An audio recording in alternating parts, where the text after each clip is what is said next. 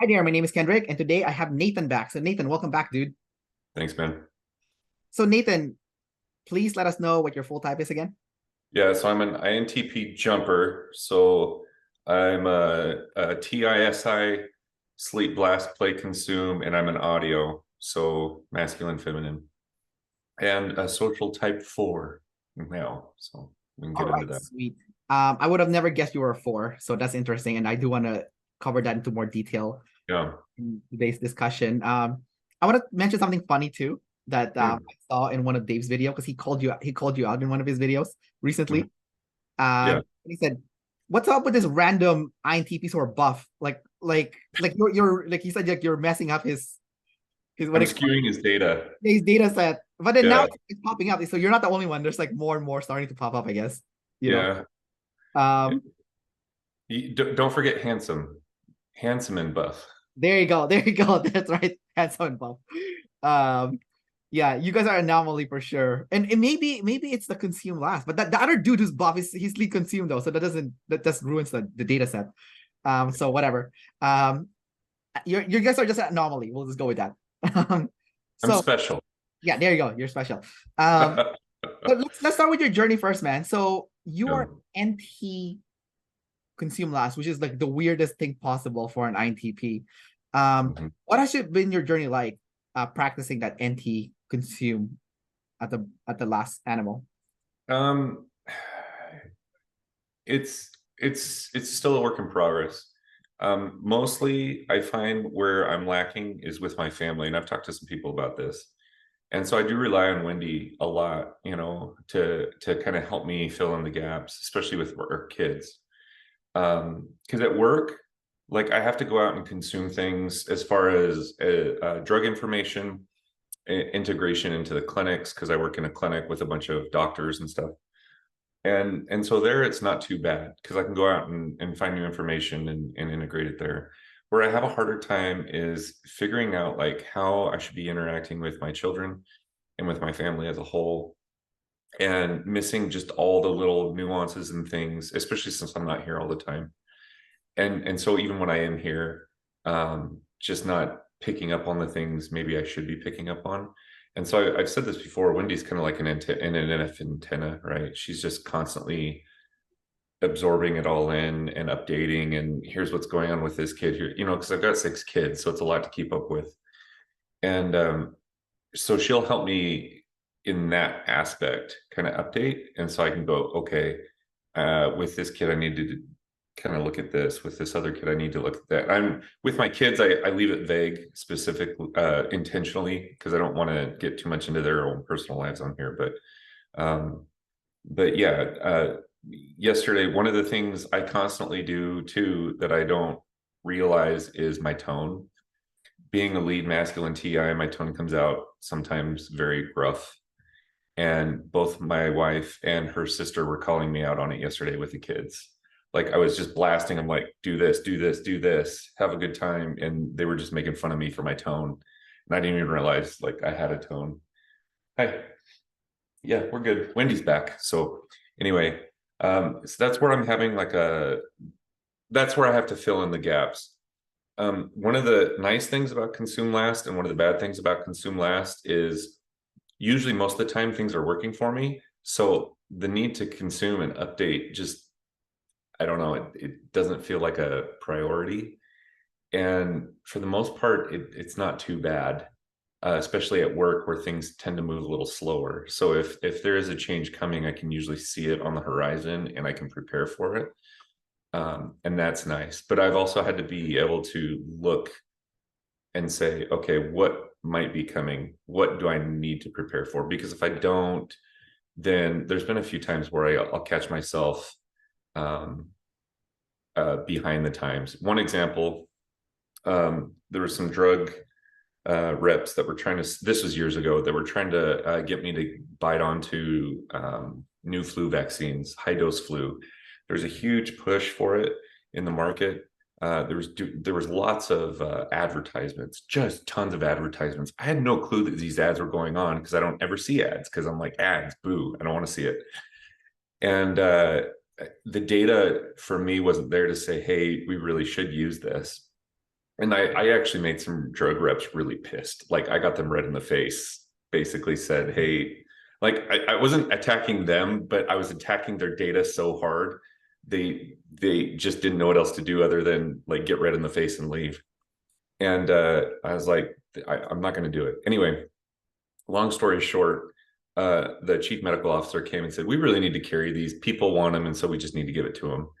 And is there any downside risk? And I said, no, not that what I can really see. But the part that I wasn't consuming was the fact that there was this huge like want in the community for something like this that I was just like completely ignoring, not even taking into consideration. And so I was able to look at that and say, okay, I need to look at this and look at what other people want, not just what I think's best. And so the next time something like that came around, I was able to go, okay, I've been here before. Like, think about it. I can take into consideration the fact that patients are probably going to want this. There's probably way more advertising going on than I'm even aware of.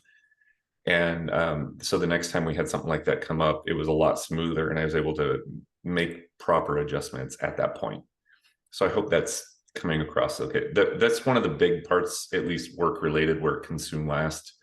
I've been able to learn and kind of move on rather than just be like, no, this is the TI way. And that's that. A lot of it sounds like double observing also, based on what you kind of were discussing on, because like, obviously when it comes to something like the flu shot, for example, that would be an area that you would be good at, because double observing is a thing, right? So Yeah. when you're destroying that rep, at least his data set, like obviously your information would be more better because it's coming from you as a double observer versus like someone that's like a single observer who's like imbalanced in this kind of area. So it sounds like your consume last, you're spot on where you're having trouble with, which is your family, because it sounds like consuming from the tribe is almost like harder for you. Oh yeah. Yeah. And it's not that I don't try, but Wendy definitely helps me, fill in the blank or the gaps. So you're using play to consume, like all the consume last. Oh yeah, I have to. Have Yeah. you tried to consume from your kids directly? Oh yeah, for sure. In fact, I was talking to Dave. He and I started a podcast / show. We've had 2 episodes now. I don't know if you've seen it, but um, uh, couple months ago, back in September, one of my daughters and I went on. We were in the car for a total of 10 hours, and we went to a wedding, my cousin's wedding. But in these 10 hours, I was able to just kind of dive into her like DI and figure out like what's going on with you, what are your likes, what are your dislikes. And the 10 hours in the car was actually the best part of the day, because I got to know her a lot more than if we'd just been doing our normal thing. And I had more fun in the car with her than I actually had at the wedding, because we were only at the wedding for like 3-ish hours. We were in the car for 10. So yeah, I do try. She's a good one. My older one, she's a little harder. She's an IFP, and she doesn't like to know you. I find with the FIs, I've got to be paying way more attention, because they don't necessarily just give it up. Did you get your kids type also by David Chan? I haven't, but I can. I don't know her official type, but my oldest daughter is definitely a lead FI. Like a single decider also? Yeah. Oh, I see. Like an ISFP or INFP kind of. Yeah, I don't know if she's an SFP or an NFP, but she's an IFP. I see. Yeah. I'm pretty sure anyway. So yeah, I also heard like when you have a bunch of kids, they're all different types too, right? So it's like, you don't have like they're all totally different. You have to approach them all differently, right? It's not like one shit fits all, and it's especially for you because you have 6 of them. So like, yeah, so you kind of have to find something that works for everyone or makes everyone happy, but then it's kind of hard because everyone's so different, right?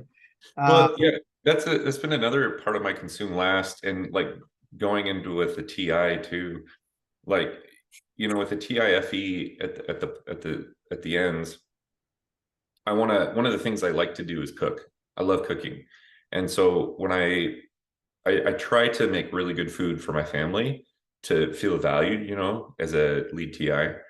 And so if I always figure if I can do really well at cooking, I can grab my value from my tribe there.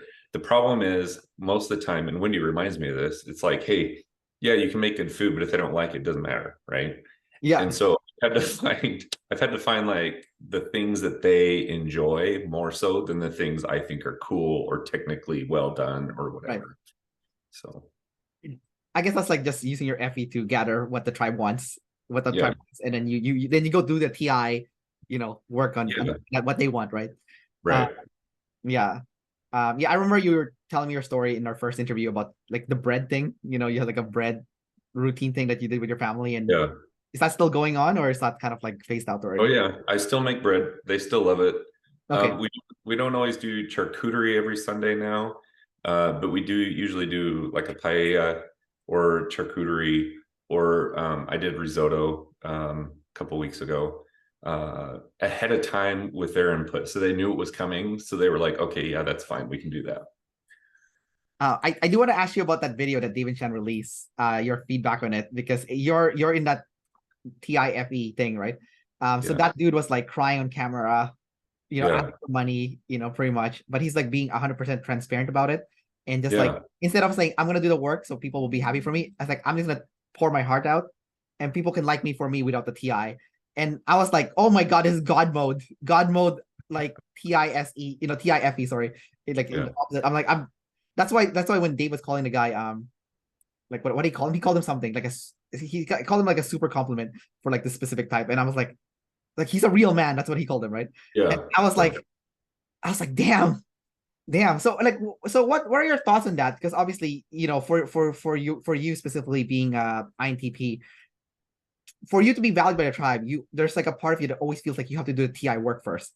But Mhm. there's actually a way where you don't have to even do the TI. You can get people to like you just for you, just being FE. Um, what are your thoughts on that? And like just focusing more on the FE to get people to like you instead of without having to do the work. Just being you, a likable person, being like a personable person, as opposed to like I need to be valued for my work. I need to be valued because I did this thing. Instead of I want to be valued because I'm just me, and I'm a good person or I'm a likable person. Yeah. I think it's when I'm not trying to TI things or TI situations, when it just kind of flows naturally, when I don't worry about that stuff and when I just let it happen. Um, like and just being kind of my goofy self. And I'm not trying to blast. I think when I try to overcomplicate things by blasting too much, that's when I don't feel like things are just moving appropriately, at least in a social setting. Obviously, I think there's times when, blasting's good, but one example would be so I met Wendy by dating her roommate, and I didn't I had no intentions of breaking up with her roommate at the time to date Wendy.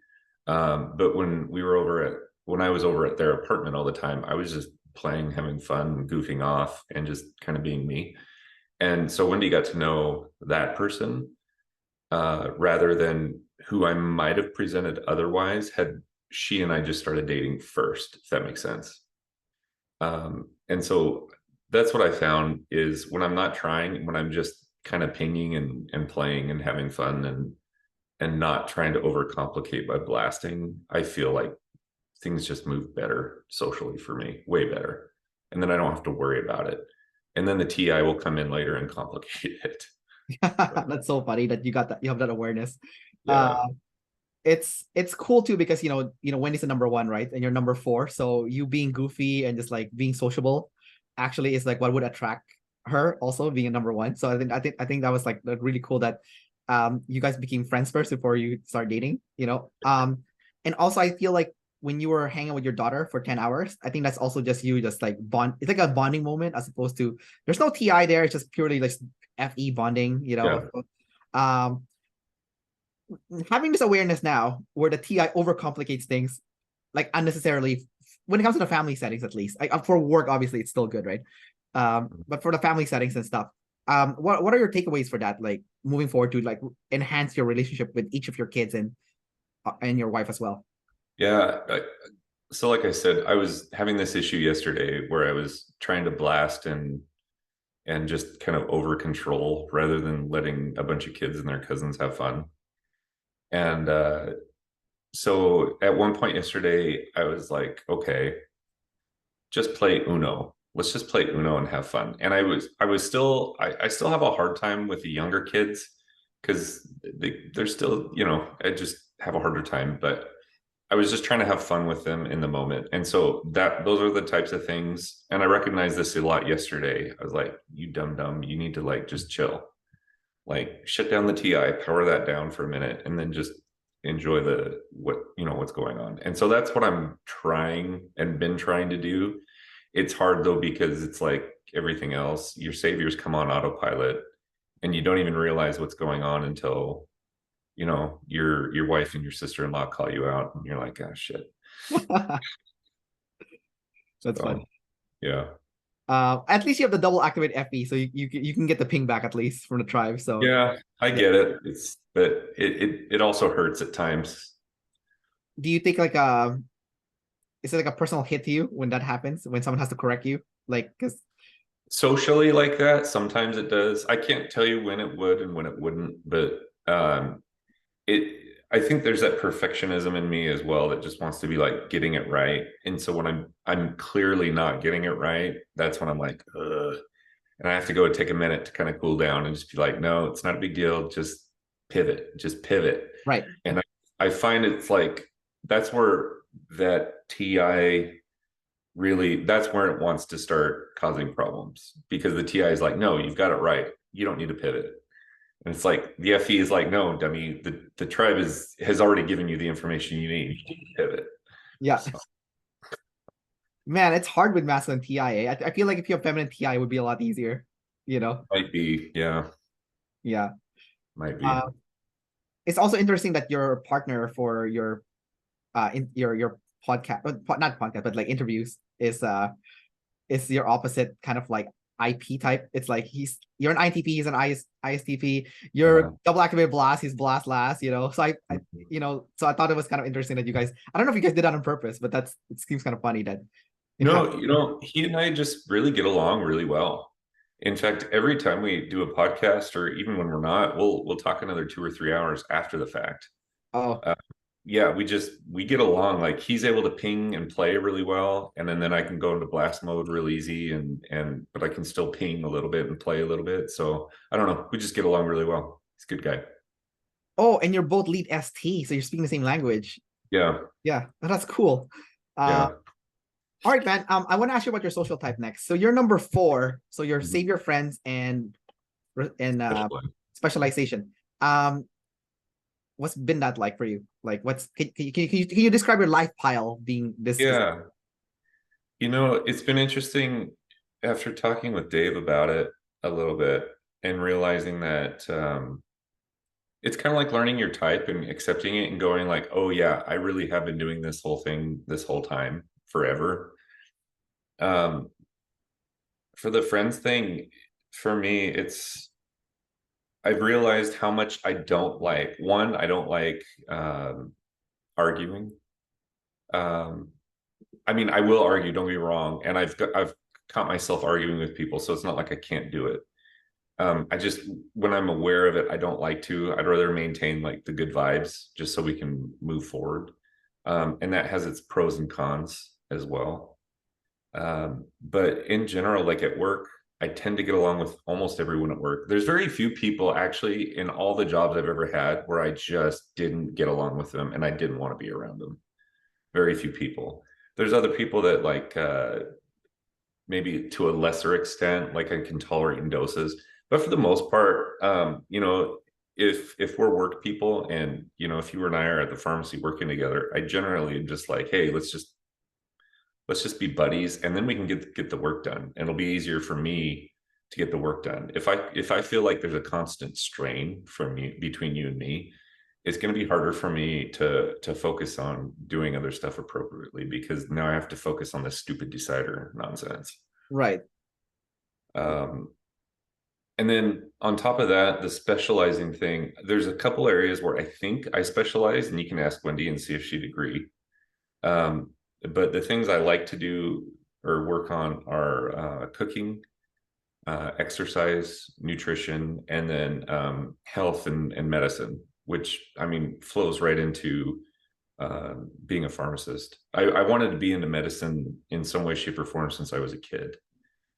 So I've always been looking at that, and I'll use those things not only for myself, but for the benefit of maybe, you know, making a friend or maintaining friendships or just having a good time with people I like and love. So like right now with having the kids and everything else, you're not going to catch me at any random moment with a whole lot of people outside of my family around me. But I do try to make time to have game nights and do things with my buddies and whatnot. Like that's more of a priority for me. Whereas I see like someone like the twos, they want that, but it's not a priority. So they might talk about it, or the ones, they might talk about it, they might want it, but it's going to take a, you know, a backseat to the other things. So looking at your life pile, by the way, you are genuinely friendly. Like I'll give you that. So it's definitely like I can definitely see the save your friends. Right. You generally, I can tell you genuinely want to connect with people. So it's not like just a fake thing, you know. It's just like, yeah, I can tell you actually want to connect. Um, are your buddies, have they been your friends since you were like a young person, like high school, college kind of deal, or are they like a new friend that you made? I mean, I've got both. I've got buddies, one in particular, I haven't seen him in a while because we don't live close together anymore. But we've been friends since sixth grade. I've got another buddy actually. Shoot, our parents used to live side by side. They used to throw us, because we're only a few months apart. They used to throw us in the crib together while they would go out and watch movies or do whatever. And we're still friends. So we've been friends for 42 years, you know, Yeah. and we still send each other texts and funny things on the internet. And, you know, we don't like get on the phone and talk hardly ever, but we keep in contact on a very regular basis. And then I've got my friends that I've been friends with for the last 10 to 20 years. I've got one that lives actually over in Berlin right now with his family, and I keep in contact with him regularly. And then I've got my friends, you know, more kind of close by in proximity. Yeah. And so I've got some work friends, some IT guys, and we game. We live, we work at the same place, but we live an hour and a half apart because we all commute in. But we try to game at least once a month if we can. One of them, he has 5 kids of his own, so he gets pretty busy. So yeah, yeah, I've got 42-year-old friends, and I've got friends that are only, you know, 2 or 3 years old, and even just a few months from my daughter playing soccer. So there's some of the other soccer dads, and I've gotten to know them, and now we're buddies too. That's so good, man. I love it. Freaking Yeah. love it. Um, I was interviewing an ENFP earlier. I don't know if you know her, Chinzia. She's in the community. She's an NET like me, but she's like blah Okay. blah. Okay.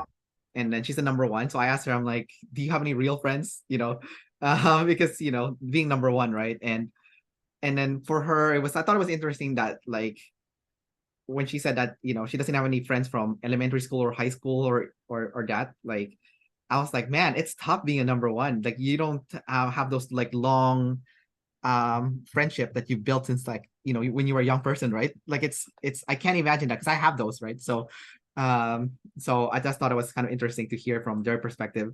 And then I'm hearing your perspective and you're like, yeah, I have friends that I share the crib with. I was like, damn, this is like save your friends is like it's almost so extreme, you know. Yeah. You know, Yeah. priority when it comes to friendship and stuff. Yeah.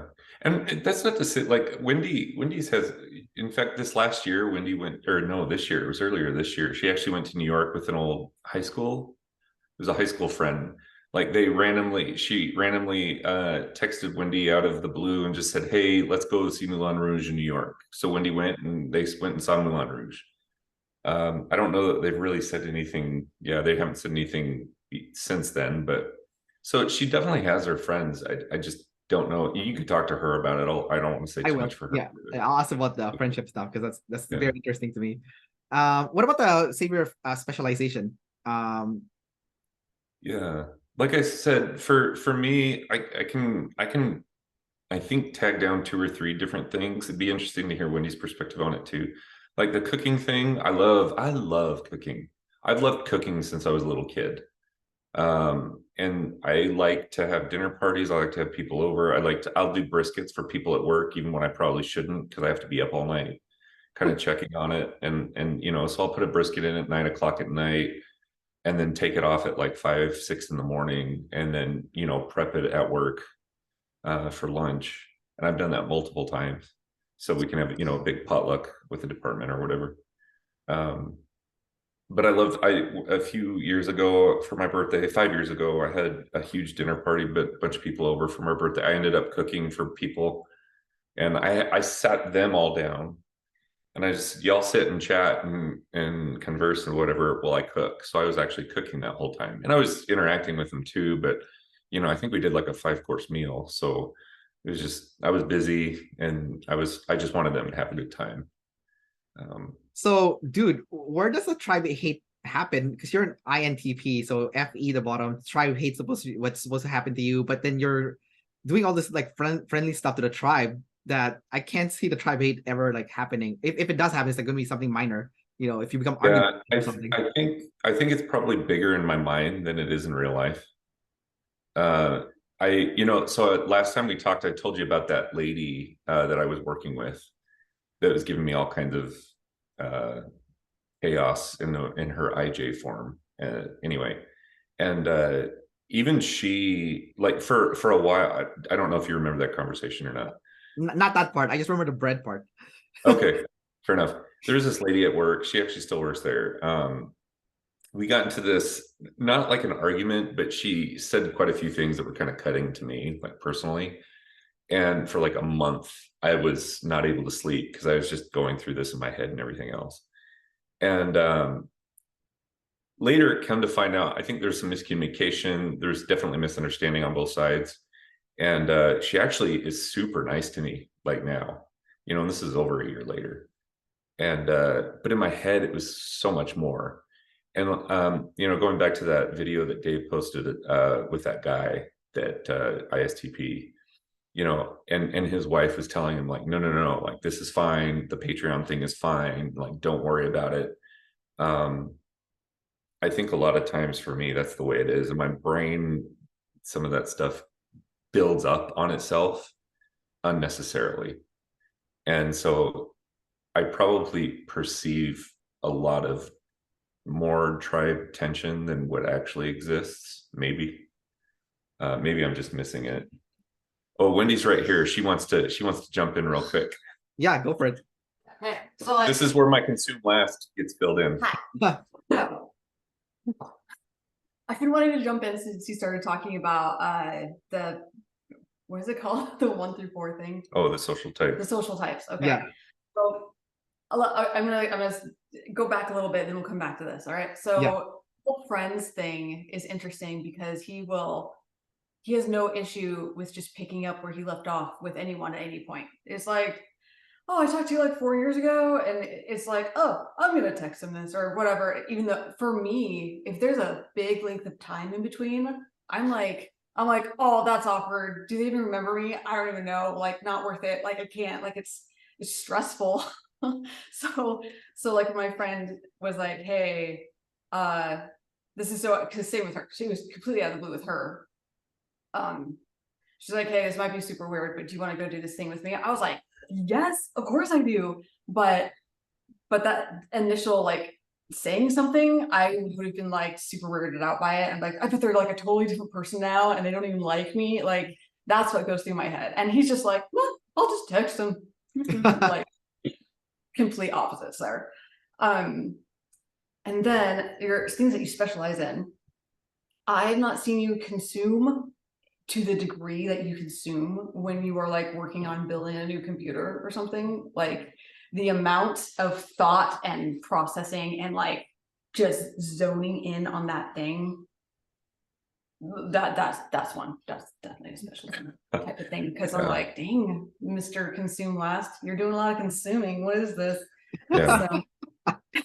Dave made a good point though too. It's like, you know, with consume, that's still my lead function, right? My TI. Right. And with the any being still in the middle, it's not, I don't think, the hardest thing for me to access. Whereas like an IJ with the OE at the bottom would be probably more difficult just inherently. So yeah, I can do it. I don't feel like it gets gate kept. there's no gatekeeper there as much as maybe with like an IJ. I don't know. I might just be making stuff up, but I can do it. It's just with a tribe, it's a little harder to consume than with like a thing. Okay, so this brings me to the tribe hate thing. Can you guys define a little bit what that? Because I think I have an idea of what a good example that I may have, but like just give me like a good. This is what it is. Oh my God, Wendy, you're exposing Nathan. Go for it, dude. Okay. You can take it. Yeah. All right, go for it. I mean, yeah, let's hear what you have to say, Wendy, about the tribe hate that he gets. So, okay, so the tribe hate he gets, he's not dishing it out, right? Okay. So, when it comes to reading the room, he's not like, and it's funny because you were kind of talking about this with David. It's not very natural for you to like tune into what the feeling in the room is and how to play the game of let's keep the emotion high and light and like yay. So when it comes to like tone, like he doesn't mean it. He's a big dude, you know. It's like, so things come off very easily as like he's barking at people. It comes off very easily that he's mad at you. And so it's so the room feel goes from like, hey, we're happy to like rock bottom sometimes. And we're like, dude, let's keep it light, man. You know, that's like, oh, dad came and he, you know, he was great. And then he had to say it like that. And we love you. But that's some of the tribe hate. I know it's most. That's like nothing. So, because he's done a really good job at introspection and learning and growing and stuff like that. So, yeah. I think especially the first 5 years of marriage, I think we're very different in that aspect than it is now. Now it's like, hey, you know, let's joke around a little bit. Let's make this mood better. As before, it's like there's no touching it. It was like, let's just go in different rooms. You know, like no coming back from it. So that's all. There's my tribe hate. That's not bad at all. That's like barely anything, especially from like me as a double decider. When I hear it, I'm like, that's not a tribe hate. That's just like bickering, you know, which is not even like anything that happens to everyone, right? So, but I'll talk to you about that later, Wendy, also, because I think that's interesting. Where like you can't message someone after you haven't talked to them for like 4 years or longer. Because I don't know if that's like a girl thing or a dude thing. Because like I think all dudes like they don't like they'll just message their friend they haven't talked to in like 8 years. Like nothing happened in between, you know, and it's like not weird at all. So, but I'll definitely talk to you later about that when it's. That's cool. Yeah. That's cool. I can head out now. Yeah. You've been exposed, Nathan. But no, that was good. I like that little like play chaos there. Yeah. Obviously Wendy is double masculine play too, so yeah. All right, cool, man. So because you are number 4 in the social spectrum, what's your relationship like with number 1? Obviously your wife's the number 1, but like what's your relationship like with like the ones? Because like Dave said, like 1s and 4s are like best friends and mortal enemies, right? So can you share about the part where like your best friend, because obviously you and Wendy are married, she's number 1, but like also like the part where like when you have met other number 1s and they definitely rub you the wrong way, because of like the, you know, the competitiveness, the, you know, just a lack of care for other people, you know, just, you know, using people as a stepping stone to get ahead. Not all ones do that, obviously, but you know, sure, a lot of them do think about that in that fashion. You know, there's almost like a prioritization for number 1s where if I had absolutely no choice and the only way for me to get to the top spot and I have to step over someone, I will do it. Right? That's kind of like the mindset. Of course, they're gonna try to avoid that, but if that's the only pathway, they will do it, right? So what are some things about you being a demon flex that like absolutely triggers you about, you know, the 1? Yeah. It's interesting because with the demon flex in my brain, I'm still flexing all the time, right? And that, so when I first learned about the socials, my gut kick, like knee-jerk reaction was like, oh, I'm probably a 1. Because up here, I'm doing it all the time, constantly. What I didn't see was what I'm not doing outwardly all the time, right? But there's a type 1 at work, and like we get along fine or whatever, but there's a lot of from this person, there's a lot of, when I was in charge of this, it was like this, and it was so much better, and we did it like this and that, and the quality was good, and this was good, and that was good. And when I hear stuff like that, I'm not initially turned off, but I'm like, prove it. Where's my ST data? And I'll go back and I'll look at previous numbers and I'll go, are you sure about that? Like, hold up, just a sec. And I don't mind that from time to time, but when it's constant, I'm like, eh. And that's when especially being an ST, I'm like, I can play around in NT land and NF land all day long. But the second you start getting into ST and making ST statements, I'm like, time out. And so this is the only one I can think of right now because it's so close and so fresh on my mind. And like, we still get along or whatever, and he can still like joke around and be, jovial or whatever. But for the most part, it's very like, just here's where we're going here. And if you don't like it, like, get off the boat type of thing almost. And he's pretty much said as much from time to time. And I'm just like, do you see the chaos you're going to be causing yourself down the road with all the people in this organization? And I don't know that he even cares. And I'm just like, dude, like, that's where I have a hard time with number ones. Whereas like, but I see other one, I'll just use Wendy because I know her the best. Like, I see the striving for being the best, in her case with photography. And I see like the mental struggle she goes through and trying to make sure that what she's putting out is like top notch.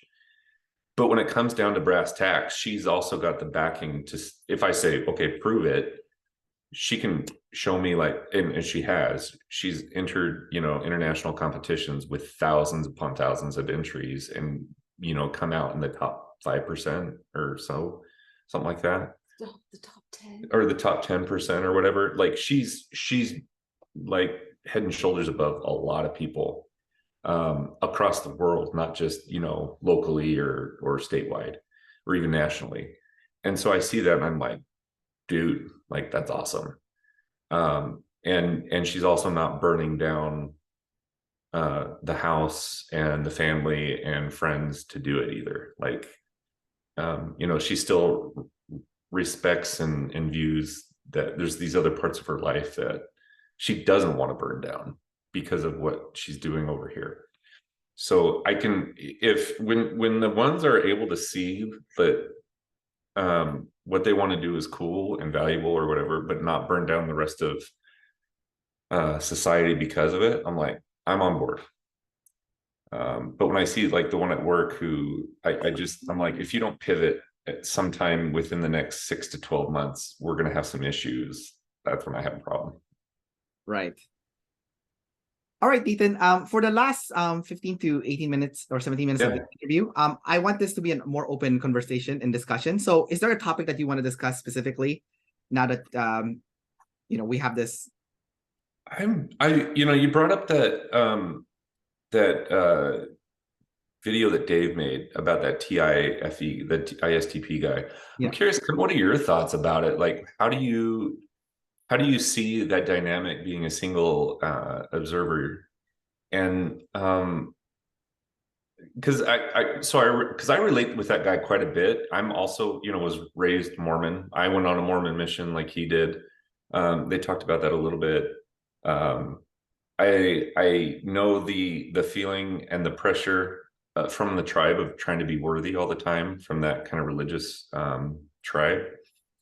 So I actually related with him quite a bit, but I wanted to get like, kind of, what did you think about that whole thing?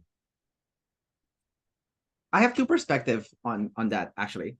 So one perspective is because I know personality type, OPS and all this stuff. So from that perspective, I feel like this guy is in God mode, as I mentioned before. Like, this guy, he's doing something that all ISTP and INTP want to do, but don't have the guts to do. So because that is like the purest form of like he just skipped through the TI and went straight to FE and said, what I really want is for people to love and care about me and value me, and he didn't have to TI prove it. I mean, obviously he did because he has his channel and stuff, but in that spiel, he specifically said he didn't do any marketing, he didn't do any of that stuff. He just went 100% authentic, and I felt like the fact that he went 100% authentic and he bet on himself, his personality, not his work, his own personality as a person, that speaks volumes in terms of his character as a person. You know, not just an ISTP, but as a person in general. Like, that speaks volumes. So when Dave said this guy's a real man, I'm like, yes, he is. Even though he's freaking crying on the thing, I think it's like toxic masculinity to like, oh, you shouldn't cry or whatever. I think like there's a time and place, obviously. You know, if you're always crying, you know, and not doing anything about your problem, then obviously you have issues, right? But like, in his case, it's just like a cry for joy and also vulnerability, which I think is great, right? It's not a bad thing at all. So in that sense, I totally get where he's coming from.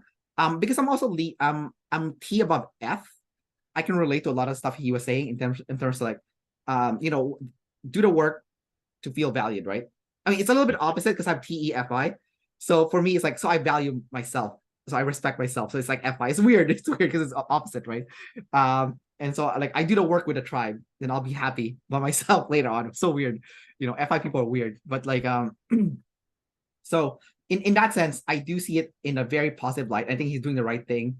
And I think a lot of people who's like growth mindset or who's willing to be vulnerable to achieve their goals or just to be a happy, authentic human being who's living an authentic life, I think that's good.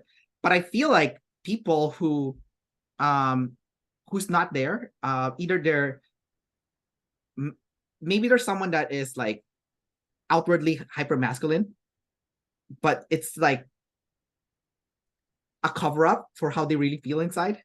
I think those people would attack him. They might call him like you know, he's like a sissy, he's a wimp, you know, what the hell is he doing, right?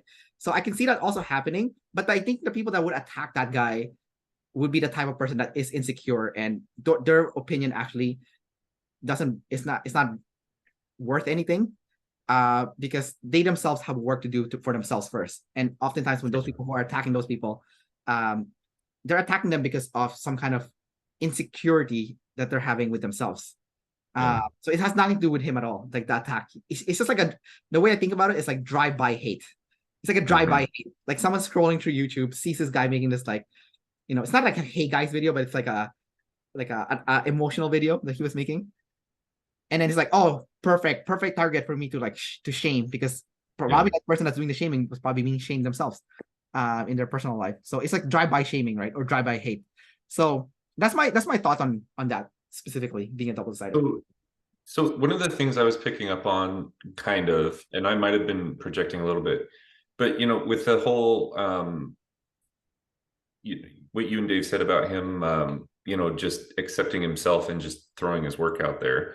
One of the things I was looking at was like, okay, he's doing that, but he's finding because not everyone's going to appreciate his art, right? Yeah. But obviously lots of people do, which kudos to him. But let's say he was doing art that maybe wasn't quite as big, or something completely different, cooking like I do, right? To me, it almost seems like he's self-selecting his tribe, right? And I don't think that's a bad thing, but because of the things he is producing, his tribe is naturally going to be attracted to what he's producing. As long as he's willing to accept those people as his tribe, I think that's great. But that was just one of the things I noticed. I was like, that's interesting. He's doing his thing, and he's grabbing onto that tribe that he attracted, if that makes sense. Yeah, I think that's normal though. Like, you know, not everyone's gonna like you, right? You know, so people are gonna gravitate towards you based on your work or your values, right? So sure. Yeah. I think I had a friend before that told me the messenger matters, because you can be talking about the same topic, but just because you are you, people will gravitate towards you. So, you know, it's like, for example, you had a cooking YouTube channel, for example, right? Well, yes, people are watching your YouTube to see how you're cooking stuff, but they're also watching it because of you. it's Nathan's cooking channel. Like I want to watch it because it's Right. Nathan doing the cooking. Right. Right. Yeah. Right. So like people. Except I want. Sorry. Go ahead. I'm not going to have a YouTube cooking channel because I'd come off pretty monotone and boring. Yeah. It's like I'd rather have you in person so I can ping off of you. Yeah, but you can, if you do it like Arnold Schwarzenegger, then it works, you know, because he's like so monotone, but it's like so fucking funny, right? You know, like you know, all his jokes are dry, but it's so funny, right? Like remember, I don't know if you watched that old what do you call it? That movie Commando. Oh yeah. Yeah, remember he threw a pipe at that guy Bennett, and then Oh yeah. and then before he threw, he's like, let up some steam, Bennett, and then you know, like it's like, yeah, you could play that into it, you know, Yeah. but it's obviously he has it in a play position. You have it in a sleep, so it's not gonna work, you know. Right. Yeah. No, I'm just saying I prefer it. I'm not saying like I couldn't do a cooking channel or something. Yeah. I would just prefer to like have, and I've told this to people before, especially like on the discords and stuff with the OPS. Like I'd rather have you guys all just come so we can have a 2-day like me just cooking for everybody, and Yeah. I'd rather enjoy it that way than going through the hassle of trying to create a production around cooking. Yeah, I mean, that's fine. I mean, you know, at the end of the day, you do what you want to do, right? But like, Sure. I mean, that I can experience that too personally, because like I have a YouTube channel where I interview people. So does Benjamin and like a bunch of other people, right? Right. And like, you know, some people watch my channel because they love my channel, and some people don't because they hate my channel and they hate me. So like, or they don't like my stuff, and that's cool with me. I get it. And then and then I get attacked on a regular basis, like usually drive by hate, drop in a comment, you know. And at first, like the first 2 years, it bothered me. Now it's like, oh, okay, whatever, you know, like, you know. Now I think it's funny, like when people do the drive-by hate, because I think of I sometimes I think of like, what witty thing can I say back to them? You know, like it's kind of, I think it's like funny now, but yeah, man, like, you know, not everyone's gonna like you, so it is what it is, right? Oh yeah, no, for sure. And like I said, I don't even like everybody. There's, like I said, there's people I'm like, I just don't want to spend my time with you, and that's fine. Yeah, 100%, dude. So like, so I think based on your comment about that guy and how his specific tribe loves him, for him, yeah, that's on point. Oh yeah. That was just what I was noticing. You know, just he was just attracting his tribe, and he was totally okay with that particular tribe, whoever they were, coming and just being accepting. I thought it was really cool, you know. But his wife had to talk to him about that though, because he wasn't sure. No. I know. So here's what I think. This is just my TI perspective on that part. He was trying, like he said in his own video, he was legitimately trying to be authentic.